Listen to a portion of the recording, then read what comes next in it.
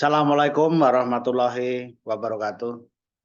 Pemirsa, kali ini saya akan membuat video tentang pengalaman pengalaman hidup di suatu negara. Tentunya kita bisa mengambil hikmahnya, manfaatnya dari kehidupan yang berbeda dengan kita tentunya. Kali ini saya akan mendatangkan narasumber kita, tamu kita, yaitu eh, Mbak Aulia Gusning Ati. Ya, jadi karena ini apa yang ditampilkan di fotonya di belakang kita ini. Selamat pagi Mbak Aulia. Pagi. Oh ya ini. Jadi Mbak Aulia sekarang ini di Jepang sebagai apa ya? Sebagai PhD student di Oh, Osaka University. oh ya, jadi sedang sekolah S3 di Osaka University. Jadi eh, pengalaman di sana, waktu datang ke sana ada culture shock nggak dengan Indonesia? Nah, ini kan orang Indonesia kan banyak juga di sana kan. Gimana ceritanya Mbak Aulia? Iya, waktu pertama ke Jepang ada beberapa hal sih yang beda banget sama Indonesia. Ya. Ada beberapa. Yang pertama itu mungkin yang paling kelihatan banget adalah budaya tepat waktu kali ya. Oh ya. Jadi ini ya, kita ini sekarang membahas hal-hal yang baik yang bisa kita terapkan untuk memperbaiki hidup kita tentunya. Yang pertama kata Mbak Aulia tadi apa ya? Apa tepat waktu ya?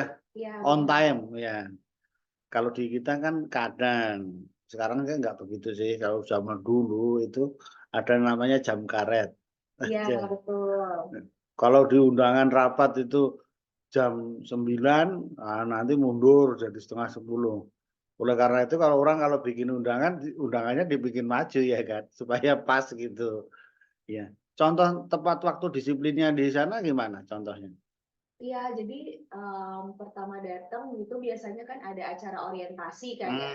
Ya. Kalau di Indonesia mungkin acara orientasi jam 1 kita masih mikir, oh mungkin mulainya Iya, jam 1.15. ya. Tapi kalau di Jepang kalau misalkan mulai jam 1 itu berarti benar-benar jam 1 udah mulai. Iya. Atau transportasi umum juga misalkan di jadwal 12.04. Itu benar-benar bisnya 12.04 datang dan kita nggak bisa telat gitu. Oh. Baik itu bis, kereta, Hmm. pokoknya semua transportasi umum itu juga tepat waktu. Jadi kita benar-benar harus datang sebelum waktu yang sudah ditentukan gitu. Dan mereka juga nggak suka kalau kita deadliner gitu. Oh ya. 12.05 misalkan deadliner terus kita datang 12.04 itu juga kurang suka. Jadi Ini. mendingan beberapa menit sebelum harus sampai gitu. Ya memang sebenarnya semua orang suka yang on time ya kan. Ya. Sebenarnya, tapi ya itu tadi.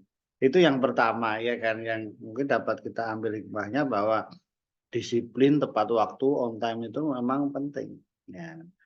Yang kedua, yang saya dengar-dengar di sana orang yang gila kerja gitu ya, atau semangat banget kerjanya. Gimana Mbak Aulia itu? Iya, sebenarnya bukan gila kerja kali ya, tapi lebih semangat gitu. Hmm. Kalau bekerja memang pinginnya sampai selesai dan memberikan 100%. Jadi Oh ya. kalau di lab, Hmm. kayak di lab saya atau beberapa lab di universitas, masih ada yang lab sampai malam, sampai pagi untuk Nah itu. mengejar data gitu sih. Iya. Sehingga kalau orang yang lain yang santai-santai malas ya. Kalau kerja di sana, sekolah di sana ya kan. Iya, Yang bagi yang jadi malas ya. semua orang rajin-rajin sih. Hmm, ya. Makanya kan di sana kan ada semangat apa ya kerja itu maka ada apa ya istilahnya Bushido atau apa itu yang semangatnya apa gitu loh. Lupa saya ya itu. Kemudian itu yang semangat kerja. Terus ada lagi apalagi yang ya saya dengar-dengar dulu kalau orang sana rapi sekali dan bersih buang sampahnya apa ya tertib gitu loh. Gimana itu Mbak Au? Iya, ya itu benar banget. Jadi semua orang itu memilah-milah sampah gitu. Jadi itu Oh, udah jadi budaya. hmm, Misalkan sampah yang burnable dipisah, terus kita harus pisah botol-botol. Jadi botol pun itu plastiknya dan tutupnya harus dipisah, beda lagi sampahnya. Dan kalau misalkan mau buang sampah itu ada tempat khusus dan waktunya sendiri. Jadi kita misalkan mau buang sampah yang kaleng itu hari Jumat, sampah yang ini hari apa. Jadi memang tertib dan itu yang membuat akhirnya di Jepang itu bersih, jadi jalanan itu nggak ada yang kotor sama sekali. Iya kan kita lihat-lihat itu katanya sungainya kan apanya itu bersih, ikan koinya nampak, ya kan. Nah, itulah udah 3. Kemudian di sana kan apa ya nampaknya apa namanya ya itu ya suka yang sepi-sepi gitu kan. Kalau apa karena kan jaga privasi masing-masing orang ya gimana itu Mbak Aulia. Kita kalau dulu kita kan sering berisik atau apa ya kan. Gimana ceritanya itu?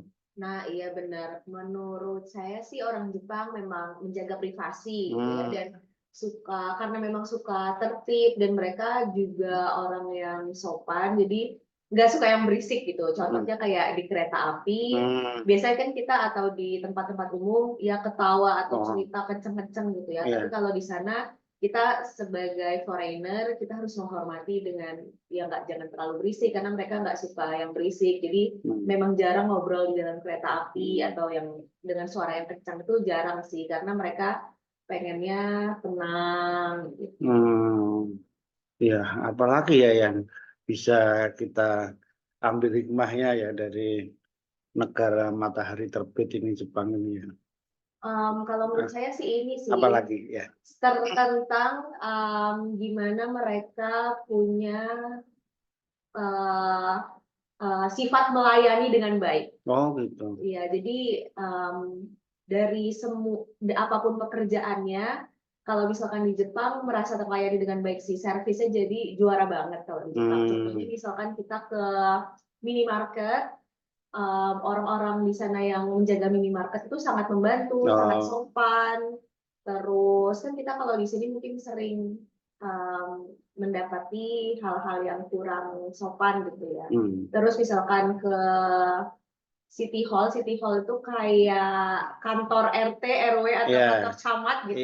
Kita tuh benar-benar dibantu untuk mengurus dokumen-dokumen yang juga susah gitu. Jadi jelas, tertib juga.